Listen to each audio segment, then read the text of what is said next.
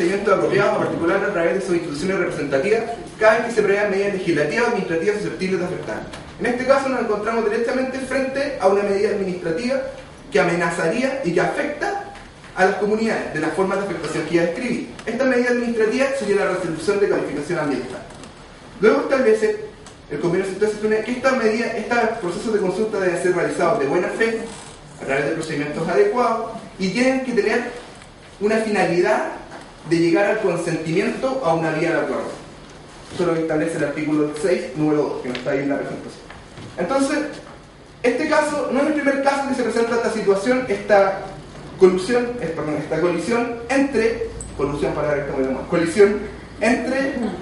los proyectos de inversión que se desarrollan en el territorio indígena y las comunidades indígenas que habitan en el territorio. Es más, la mayoría de los casos que hemos impugnado, que hemos logrado la invalidación de la resolución de calificación ambiental, han sido por vía de declaración. ¿Por qué? Porque en un momento, cuando se dictó un decreto de la administración anterior, que es el decreto 124, se estableció que la participación ciudadana contemplada en la ley 19.300 podía ser considerada como un proceso de consulta. Pero esta perspectiva es un tema que ha quedado bastante atrás. De hecho, la administración del presidente Piñera, a través del ministro Lavín, ha asumido acuerdos concretos con las organizaciones indígenas de derogar el decreto 124 en vías de realizar un nuevo proceso de consulta para determinar el estándar de consulta. Porque se ha entendido, y así lo ha manifestado Jorge Retamal, director de la CONADI, en diversas reuniones que ha establecido con organizaciones indígenas, que el decreto 124 fue hecho de mala fe por parte del Estado. 1, porque no se realizó el proceso de consulta, y 2, porque no cumple con el estándar establecido por el Comité de Aplicación de Normas de Efectos de la OIT, y porque no cumple con el mismo estándar que han dado las resoluciones de la Corte chilena y los tribunales internacionales. Entonces, ¿por qué tiene que consultarse? Ya lo vimos, porque hay una afectación en 3 ámbitos distintos, dentro de lo que es posible evidenciar, para mí quizás hay muchos ámbitos más de afectación, a las comunidades. ¿Por qué el proceso de participación ciudadana del sistema de evaluación de impacto ambiental no cumple con el estándar de la consulta? 1, porque el proceso de consulta debe ser realizado de buena fe y debe ser realizado a través de instituciones representativas y debe ser desarrollado a través de procedimientos adecuados. Junto a estos 3 elementos porque dan 1 para poder objetar el procedimiento que establece la ley 19.300. La buena fe establece un presupuesto en virtud del cual la calificación y la decisión de las personas en la participación ciudadana tiene que ser libre de procesos de cooptación. Actualmente evidenciamos que los titulares de los proyectos, antes del ingreso del proyecto al sistema o durante la evaluación, comienza a negociar las medidas de mitigación y compensación con los afectados, lo cual en muchos casos deriva a que las personas afectadas no ingresen observaciones al sistema. Tenemos un caso ampliamente paradigmático que es el caso de Nehuín, el caso del ducto de liberación de residuos sólidos al mar de la planta de celulosa Arauco en San José de Mariquina, en el cual la empresa CEPCO inició un proceso de negociación directo con los sindicatos de pescadores para que estos no presentaran observaciones ciudadanas al proceso de evaluación de impacto ambiental. Entonces, los temas relativos a la buena fe no cumplen los estándares establecidos por el convenio 169 en la ley 19.300 y especialmente los temas relativos a la participación ciudadana.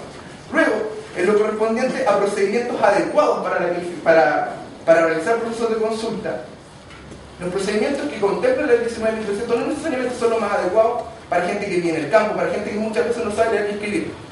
Ahí tenemos las adendas entregadas por la empresa.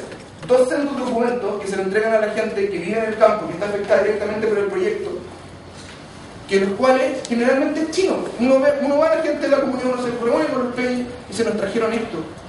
Es más, se han realizado reuniones de socialización del servicio de impacto ambiental, en el cual se intenta explicar la respuesta mediante la adenda a los requerimientos que hicieron los organismos del Estado a través del informe consolidado de evaluación, a través del IXARA. Pero esto generalmente para gente es chino, no entiende cuáles son las formas de afectación directa. Lo que llega más directo es, en muchos casos, como ha pasado en la comunidad Juan Quintumán, un tema que puedo hablar en lo personal, es, aquí vienen, nos van a ampliar las casas. Aquí llegan las lucas. Y tema que generalmente por otra gente, que es la que ha realizado procesos de defensa, también está el Peña y Ariel de la comunidad de Inalafquén, han desarrollado un proceso de defensa y para ello no están de acuerdo con la instalación del proyecto.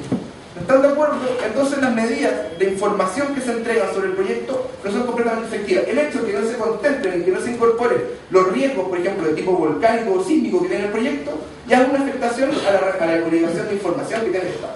Ahora, el último elemento respecto a por qué el proceso de participación ciudadana, la ley 19.300, y la consulta no son homologables, es por el elemento final y que ha tenido un amplio recalco por parte del comité experto de la OIT, principalmente en el informe 2010 y 2011, que es que la consulta es una vía para lograr el acuerdo e incluso el consentimiento.